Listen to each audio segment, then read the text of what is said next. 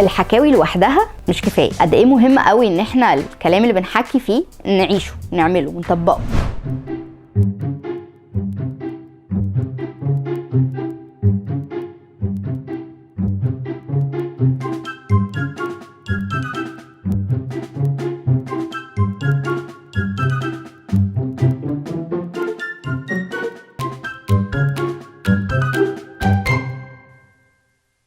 إذا بنحكي مع أولادنا عن قد إيه التعليم ده مهم قوي في حياتهم، وقد إيه هيفرق جدا في مستقبلهم، وقد إيه مهم قوي إن هو بيبقى بيتعلم وبيبقى بيفهم ويكبر مخه، وكل الكلام النظري اللي إحنا بنقوله ده مهم قوي أولادنا يلاقوه حقيقي، يشوفوه حقيقي بعينيهم.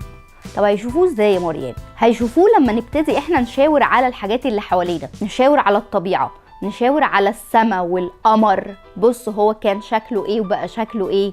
بص الشمس بتبقى يعني على مدار اليوم، في الصبح جايه منين وبالليل رايحه فين وفي النص شكلها ايه. بنشاور على الحياه اللي احنا عايشينها من المعلومات اللي بنتعلمها في الكتب. ده يساعد ولادنا ان هم يذوقوا طعم العلم، مش بس ياخدوه حاجه جافه ولا معلومات نظريه.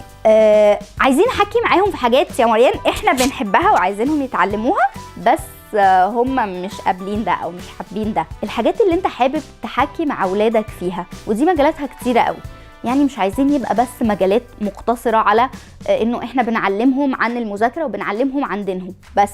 لا، بنحكي في الرياضه، بنحكي في الموسيقى، بنحكي في الفلك، بنحكي في التاريخ، بنحكي في الجغرافيا، بنحكي في حاجات كتيره قوي. بقدر الامكان كل ما كانت ريليتد لينا اكتر، او كل ما كانت ليها علاقه بينا وبيهم، كل ما كان ده مؤثر اكتر. نبتدي منه على الاقل، يعني حتى لو عايزين نوسع ونكبر السكيل، لكن نبتدي من الحاجه اللي تخصنا وتخصهم. يعني مثلا لو عايزين نتكلم عن او نعلم ولادنا اقتصاد، تكلمي جد يا مريم؟ صدقوني بتكلم جد.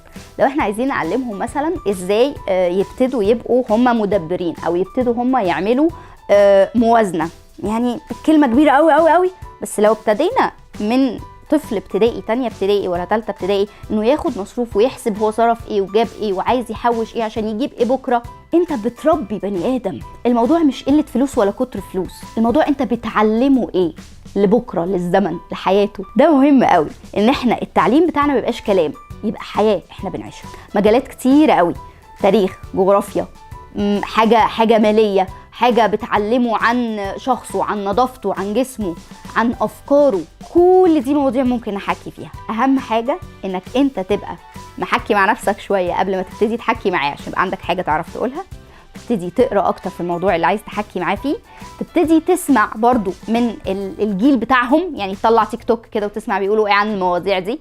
مش هتلاقيها واضحه، لكن هتلاقيها مستخبيه جوه الحاجات، جوه الفيديوز. هتلاقي كومنتس كده عن بيحبوا ايه، عن بيحبوا يروحوا فين، عن بيحبوا يقلدوا مين. فهتلاقي مفاتيح تساعدك في ان انت تحكي بلغتهم اكتر. مهم قوي لعلاقتنا مع اولادنا انه الحوارات اللي بيننا وبينهم ما تبقاش من جيلين مختلفين، تبقى على ارض وسط عشان يفهمونا ونفهمهم، والعلاقه بيننا وبينهم تبقى افضل.